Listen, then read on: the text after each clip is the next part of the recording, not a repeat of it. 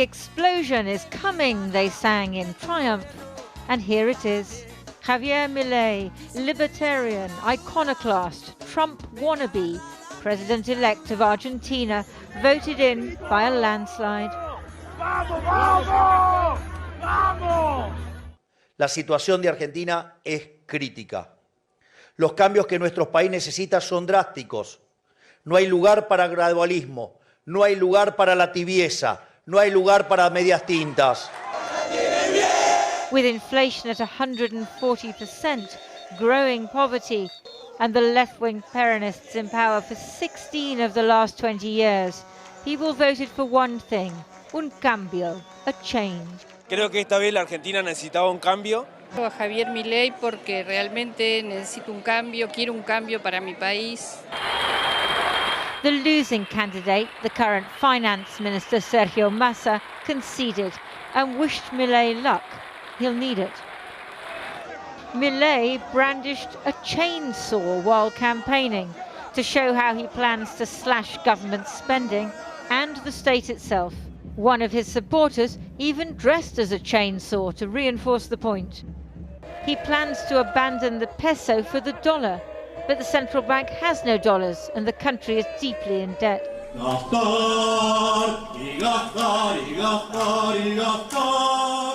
4 years ago, before entering politics, he styled himself General ANCAP, General Anarcho-Capitalist.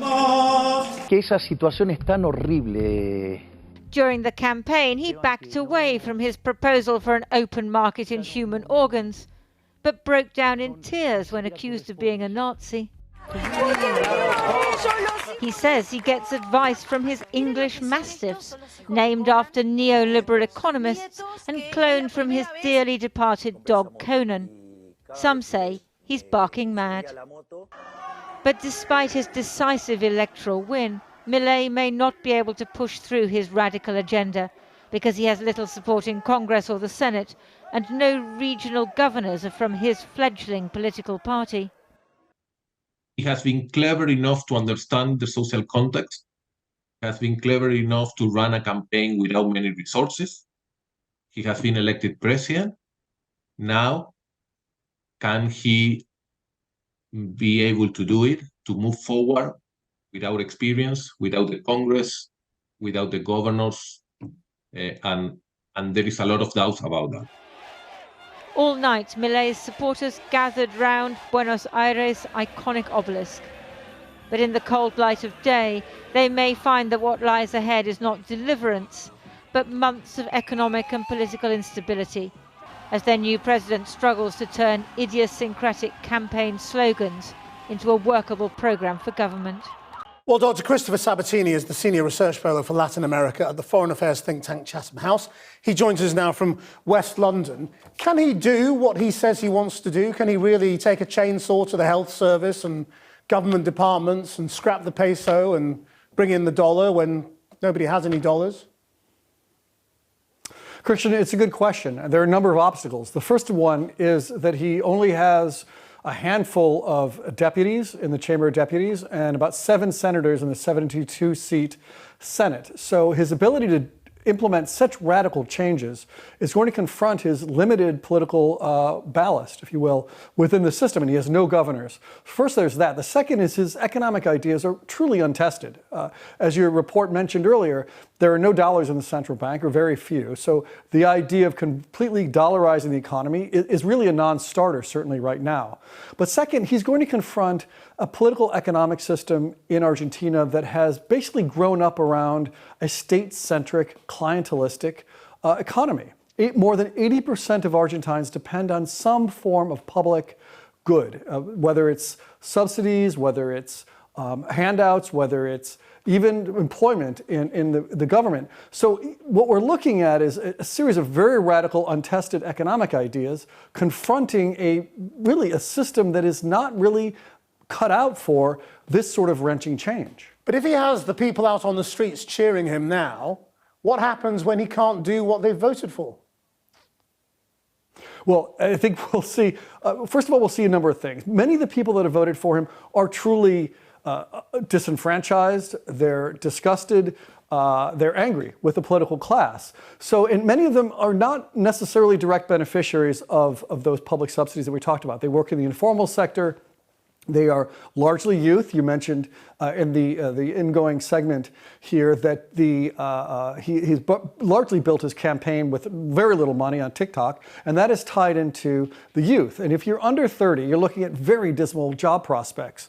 So for many of his followers, and he's clearly created a very cult-like following, they are not beneficiaries of that.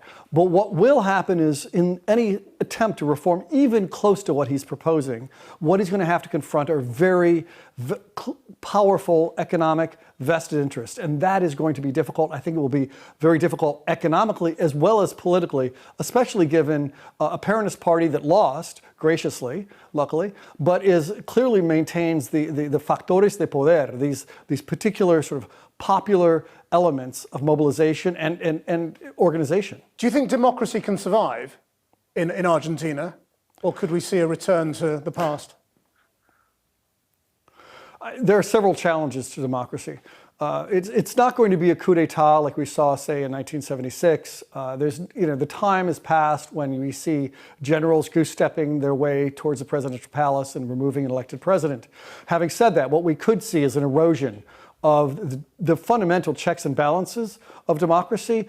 The only way he can fundamentally organize and implement his plan is really by steamrolling the Congress, given his low levels of representatives.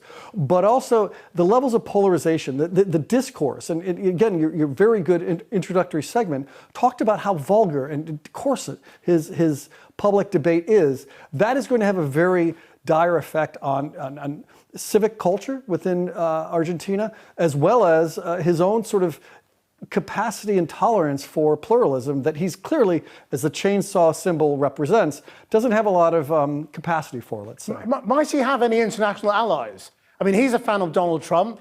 Is there anybody out there who might come and bail him out? Well, yeah, as you mentioned, Donald Trump is a supporter. Donald Trump really doesn't have a lot of affinity for those who have ties to democratic norms and those niceties. He tweeted his congratulations to Milei.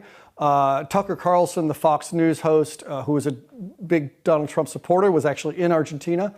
He also counts to the support of Jair Bolsonaro, the now disgraced but former president of Brazil, who also they held a FaceTime conversation shortly after Milei was elected. He will have allies. The question is sort of, what can those allies bring? He's denounced the president of Brazil, Lula, as being a savage communist, which I guess is worse than just being a normal communist. He's also said that he wants to cut ties with China, which will be impossible given that China represents a large share of the markets for Argentine agricultural goods. He will find allies, and he's promised also to move the Argentine embassy to Jerusalem, much as his sort of patron and Donald Trump has done, but it's going to be difficult, especially in a neighborhood, South America, that's very much tilted to the left. Dr. Sabatini, thank you very much indeed. Thanks.